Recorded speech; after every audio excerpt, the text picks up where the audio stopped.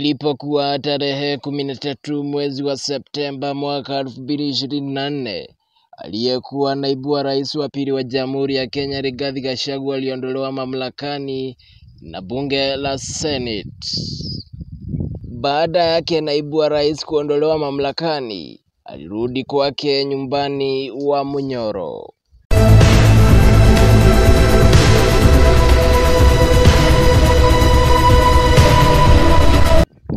Kijiji hiki wa Munyoro kiko katika eneo bunge la Mathira katika kaunti ya Nyeri, ambapo naibu wake ya rais aliyeteuliwa mamlakani amekuwa akiunganisha viongozi kutoka Mlima Kenya na kutengeneza mikutano yake ya kisiasa. Jina wa Munyoro limekuwa likiinua mbinu kadha wa kadha katika mitandao ya kijamii na jamaa, huku likiendelea kutandaa na kuimbuka kabisa katika mitandao yote ya kijamii, huku watu wakijiuliza, je, nini kilichomo katika kijiji hiki wa Munyoro?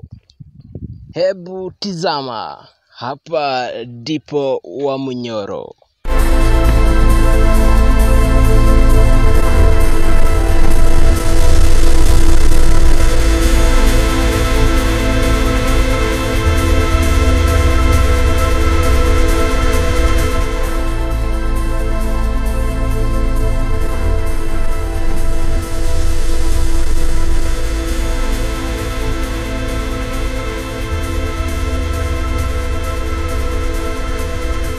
Asanti sana kwa kutizama video yetu ya siku ya leo.